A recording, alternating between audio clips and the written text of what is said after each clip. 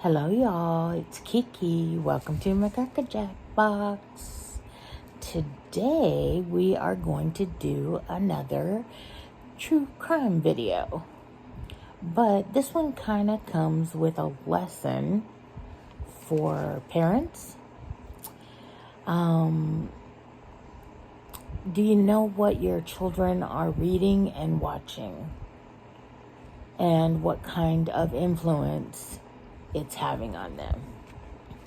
So this story is about two 12-year-old girls who conspire and plan to kill their other 12-year-old best friend because of an urban legend on the internet named Slender Man.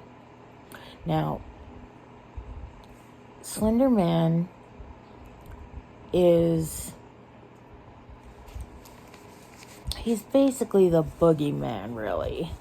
And on the internet, he could really be anything now. Like, people have blown his legend, into proportion, out of proportion. There's so many different stories and arcs and so forth.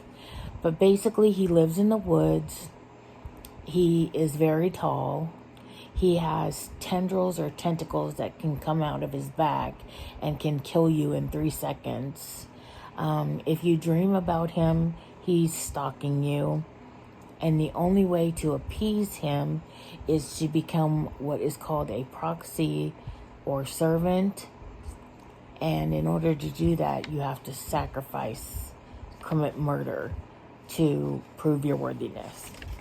So, let's see. He's supposed to be a result of being bullied in school, and he is like the protector of outcasts and kids that feel like they don't belong. Okay, I'm looking at notes, by the way. Okay, so the two 12-year-old girls are Morgan and Anissa. And to them, he's very real. Like, once they get involved in this storyline and reading about him on the internet and so forth, they really believe that he is a real character that can come and kill them. They become obsessed with Slender Man. They read about him. They watch videos about him. Basically, they eat, sleep, and breathe Slender Man. Let's see. Morgan loved horror stories. She always loved anything that was kind of, scary and dark. And she had a vivid imagination. She was bullied because of this, and she really believed in like monsters, and like she believed in the Harry Potter characters and believed that Voldemort and Professor Snape were talking to her.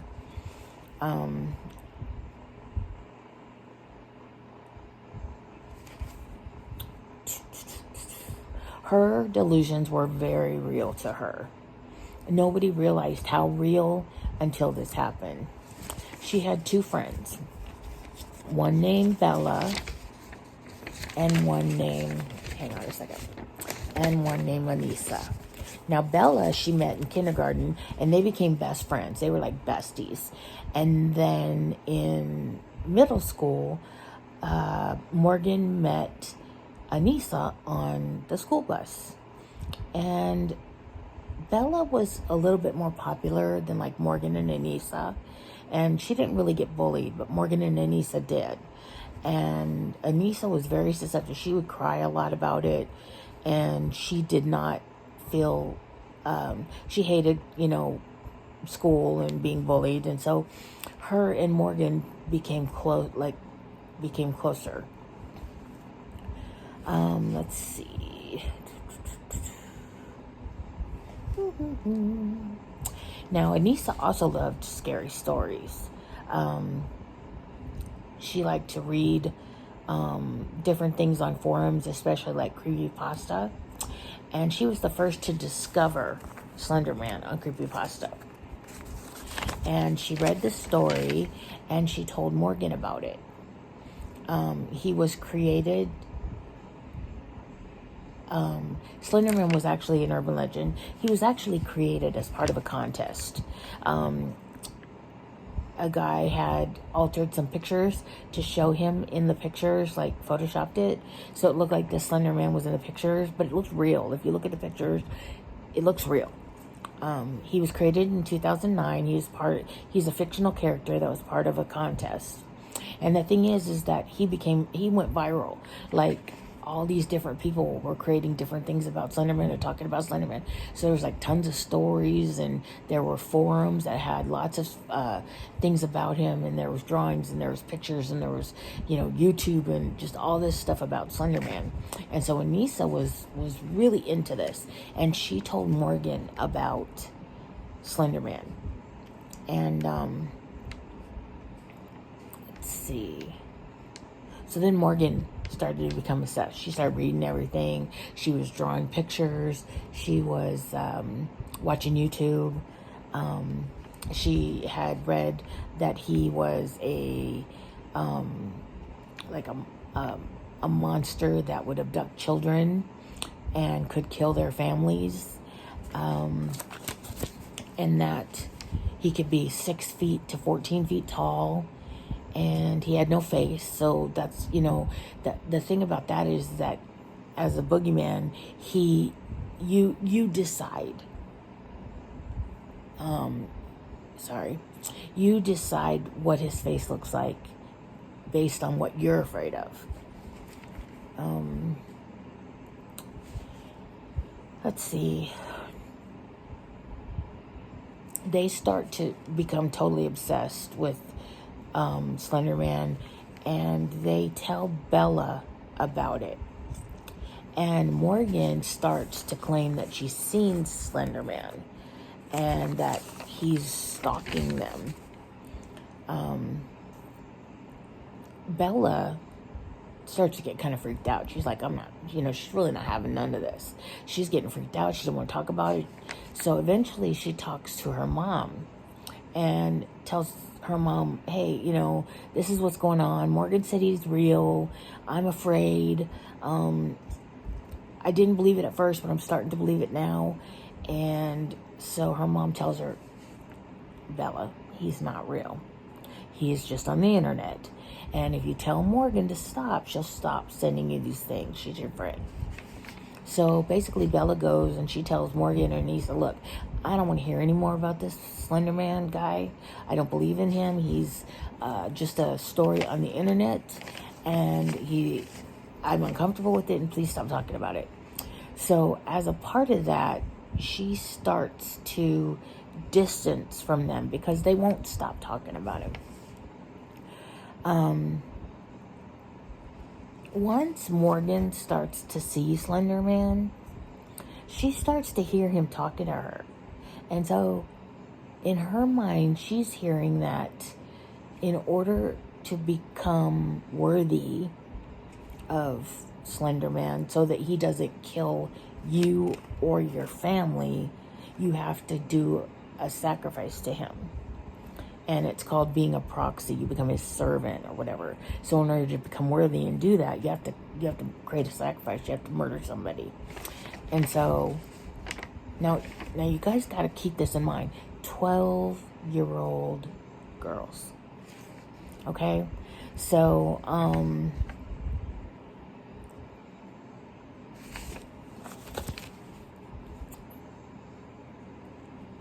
Morgan and Anissa, they start to believe that Slender Man is going to kill their family or kill them if they don't kill somebody. And so they decide, since Bella doesn't believe and doesn't, want to hear about it anymore, she's going to be their target. And so basically what they do is they start to plan. And they plan that they're going to lure her to Morgan's birthday party, slumber party, and then they're going to kill her there. And so they get everything together. They pack their bag. Their bag has the normal stuff you take, like if you're going on a hike to the park or something, or to a mountain or whatever, and you take water, and you take, granola bars, and you take change of clothes, and you take, maybe a flashlight or whatever. They take duct tape. I mean, now put all these in the pack, and they keep this pack together so that they can have it when they're going to complete the sacrifice, and then they're going to walk to his Slender Mansion, which is in the middle of a national park, 300 miles away. Now, these two 12-year-old girls believe that they're going to kill their friend. Then they're going to start to walk to the mansion 300 miles away. Now, you and I see the delusion here, but they didn't, because one, they're 12-year-old girls, and two, they had some mental defects. Morgan, had a vivid imagination, but it turns out later that she's starting to have early onset schizophrenia. And then Anissa is just obsessed. It's like the two of them together make the obsession stronger. They lure Bella to the slumber party. They go skating. They have fun. They plan to kill her in her sleep, and then let her mom find her and tell the parents and blah, blah, blah. And they can blame it on a break-in or something like that.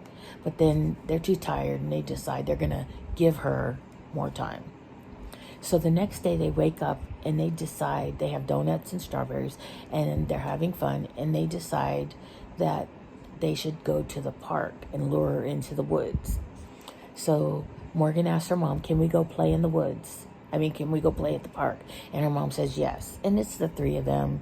And so she's not really that concerned because they're together. Usually she'd send an adult, but there's 3 12-year-old girls. So she lets them go to the park to play. Well, Anissa and Morgan, they lure Bella into the woods with a game of hide and seek. And so Bella goes to hide, and Morgan is counting.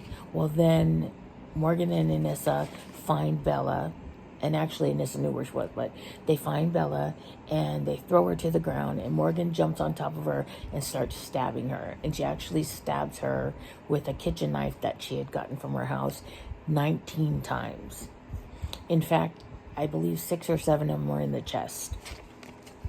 So Payton is mortally wounded. She's wounded. She's got to get to a hospital, but they tell her that they're going to go get help. Lay there, just be still, and they're going to get somebody to help her. Well, they leave, and they have no intention of, it's a lie. They're just going to start walking towards the mansion, right? So anyway, Bella realizes, if I lay here, I'm going to die. And so she starts crawling, and crawls out of the woods.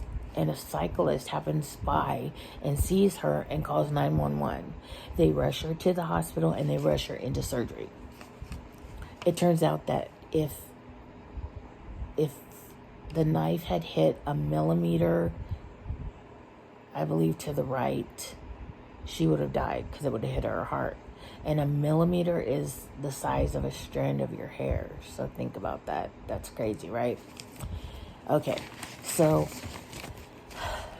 Bella's being taken care of, and the other 2 girls are on the run, so to speak. They're walking, and they stop at a store and go into the bathroom. They have blood on them, so the store owner notices and calls the police, because there's no adults around them, and it's just the 2 of them. So after 9 hours, they find the girls. They take them back to the police station, and they ask them their story, and they start talking about Slender Man and how they had no other choice but to kill Bella, because the Slender Man character was going to kill them and their families. And that Morgan had read on the internet that they could become proxies, which is servants of Slender Man.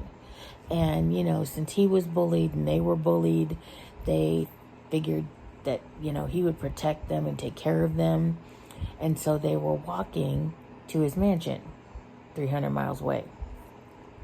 These girls have no concept of really what they've done. They know that, killing Bella was not right, but they don't understand the gravity of what they've done. And of course they don't. They're 12. So they both are found, I guess in Wisconsin, which is where this happened, there's 2 phases. First, you're found guilty or not guilty of the actual crime. And then if you're pleading not guilty by reason of insanity, basically, you have to go through another phase, which determines whether or not you are responsible or not because of mental defect. So both of them are found not responsible because of mental defect. Anissa is sentenced to 25 years in a mental hospital, and Morgan is sentenced to 40 years in a mental hospital. It's also determined that Morgan has early onset schizophrenia, and later it's found out that her dad actually has schizophrenia as well. Let's see. Okay, so Bella recovers fully from her physical wounds. She'll carry around the emotional ones, but she's also getting help for that. And basically, this story is very much the result of adolescent minds and the internet. So parents need to really pay attention to what their kids are watching and reading on the internet. It's just so important. The internet is very powerful, and when you have an underdeveloped mind, you don't realize the gravity of some of the things, and you think things are real when they're not, or you and your friends get together and it becomes more real because you believe in it together. And so Slender Man has kind of slipped into the urban legend again. He's not completely gone, but because of a lot of the situation revolving around this case, they have taken a lot of the pictures down and stuff like that. But, as we all know, once it's on the internet, it's on the internet. So, I think this is just a lesson for us to pay more attention. It's not wrong for kids to want to, read horror stories or, look at horror stuff. Whoops. Light out. Look at horror stuff and stuff like that. But you need to really watch and listen to what they're saying and whether they believe it or not. Whether it's just a, campfire type story or it's like the local news to them. It's just very important. And let's see. I think that's about it. So first of all, I want to tell you that my look is inspired. I use the icy palette from the blue icy palette from Glamlight that I won from Lady Lori. And if you're new here, welcome. Thank you for joining me. I hope you've enjoyed this little story of mine. And if you're a returning subscriber, thank you so much. This gives me such a great outlet for my, to distract me from some of the things that I'm going through. And I just so appreciate that you come and you listen to my stories, or, whatever's going on. I've got a couple giveaways going on right now, so please make sure you hop on over. One of them ends on the 31st of May, and the other one ends whenever I feel like ending it, so you never know. Anyway, thank you for joining me, and remember, Kiki loves you.